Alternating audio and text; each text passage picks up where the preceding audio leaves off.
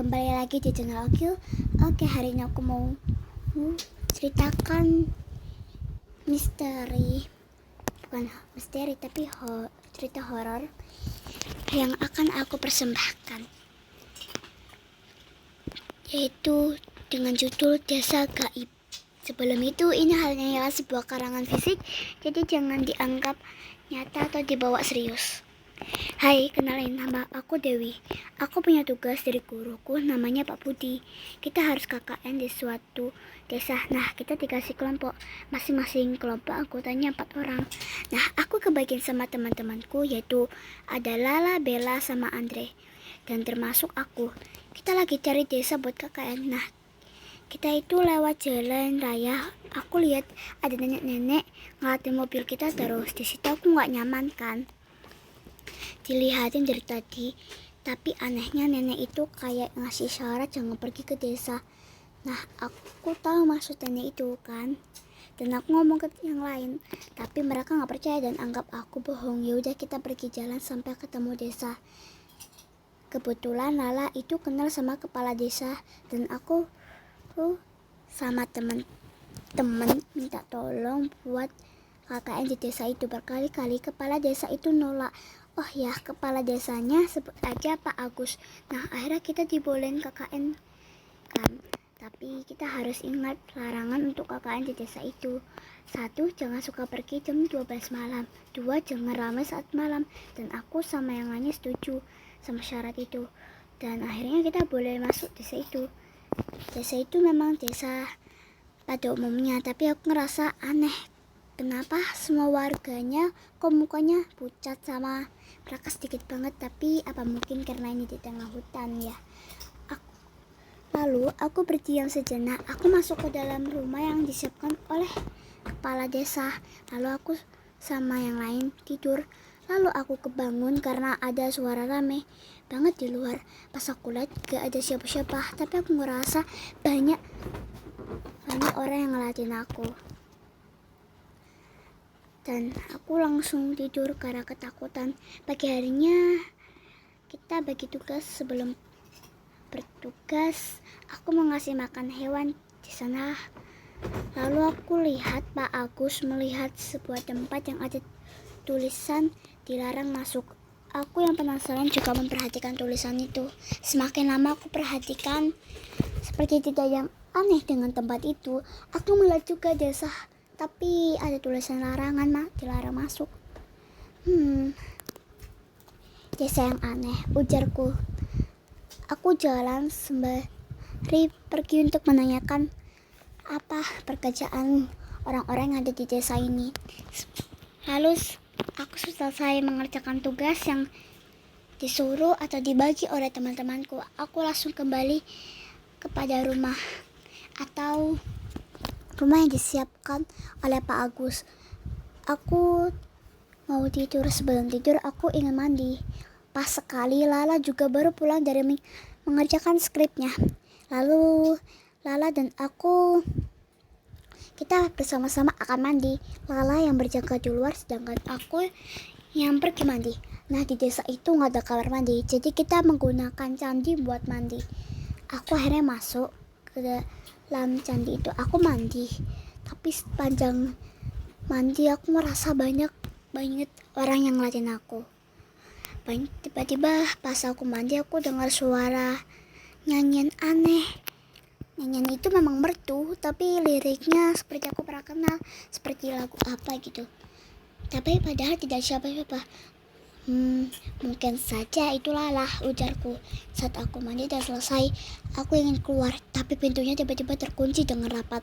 Aku memanggil nama Lala, tapi Lala tidak mendengarku. Aku terus minta tolong sambil memukul atau mengetok pintu candi yang sangat keras. Aku ketok sekali lagi dengan keras. Aku ngerasa ada bayangan hitam di belakangku. Pas aku lihat ke belakang gak ada siapapun. Tapi semakin lama aku semakin yakin ada orang yang ada di belakangku. Aku mengetok lebih keras. Terus karena saking ketakutannya aku pingsan. Terus ternyata, oke, ini aku bakal kasih ke POV-nya si Lala ya. jadi ini ada POV lainnya. Oke, POV Lala, aku lagi nunggu si Dewi. Saking lamanya Dewi itu, Lala itu sampai capean. Terus Lala itu akhirnya nanya dengan keras, "Wih, kamu udah selesai belum? Aku juga mau mandi." Tapi tidak ada jawaban. Karena merasa aneh dan gelisah, Lala berusaha membuka candi atau pintu candi itu. Tapi pintu itu terkunci sangat rapat. Dia mengetuk lebih keras pintu itu sambil berteriak, "Wih Dewi, apa kamu ada di dalam?" Teriakan itu sampai didengar oleh kepala desanya, yaitu Pak Agus. Pak Agus datang untuk melihat kondisinya. Terus Pak Agus berbicara sedikit pelan dan sampai Lala dan siapapun yang ada di sampingnya tidak mendengar ya. Tapi Lala mendengar sedikit demi sedikit. Kejadiannya sama persis sama waktu itu. Mereka sepertinya setelah tiba. Lala kebingungan dengan perkataan Pak Agus, tapi Lala tidak menghiraukannya. Sekarang Lala hanya ingin Dewi kembali. Untungnya pintu itu beberapa menit bisa dibuka. Terus pas Lala masuk dengan Pak Agus dan seluruh warga yang menyaksikan serta teman-temannya, Lala sangat kaget karena Dewi pingsan. Dan pingsannya itu seperti ada sesuatu yang memukulnya, ujar si Lala. Pak Agus langsung membawanya ke rumahnya Pak Buyut dan Nenek Buyut. Nah, terus saat aku bangun atau si Dewi bangun, Dewi bertanya, "Aku ada di mana?" Nenek Buyut yang membuatkan teh langsung menjawab bahwa kamu ada di rumahku. Dan di situ ada 4 kursi dan 4 minuman. Seakan-akan Pak Agus, Bu Buyut atau Nenek Buyut dan Kakek Buyut mengerti bahwa aku bakal kesini. Terus aku disuruh untuk duduk sambil ditawari teh. Aku meminum teh itu. Lalu aku sedikit bertanya, "Bolehkah aku bertanya?" ujarku. Terus Pak Agus dan Nenek Buyut serta Kakek Buyut mengiyakan. "Silakan." Terus aku berbicara apa yang aku rasakan di dalam candi itu. Nenek Buyut, atau kita bisa disebutkan yang Nenek Buyut itu adalah Bu Ami dan yang Kakek Buyut adalah Argo. Bu Ami itu langsung bilang bahwa menceritakan suatu kisah bahwa itu ada seseorang yang sangat cantik berada di sini. Terus saat dia mandi, dia terjebak di candi itu selama bertahun-tahun karena warga nggak pernah pakai candi itu karena sebelum mereka masuk mencium bau busuk. Dan pas diselidiki ternyata ya gitulah.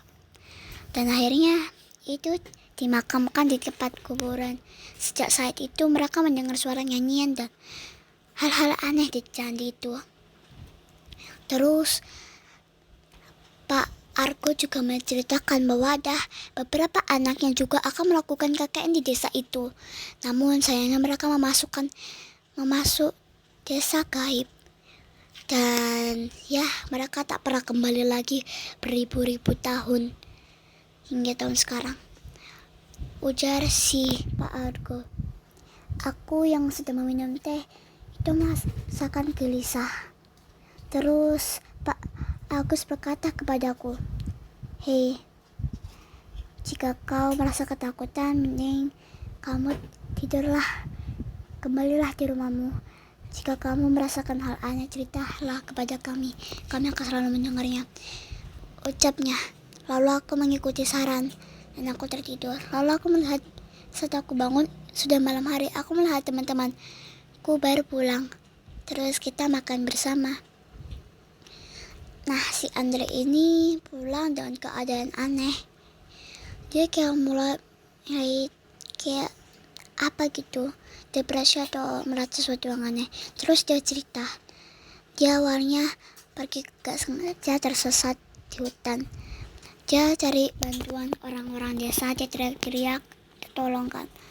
Terus dia melihat seseorang, ya seperti pemuda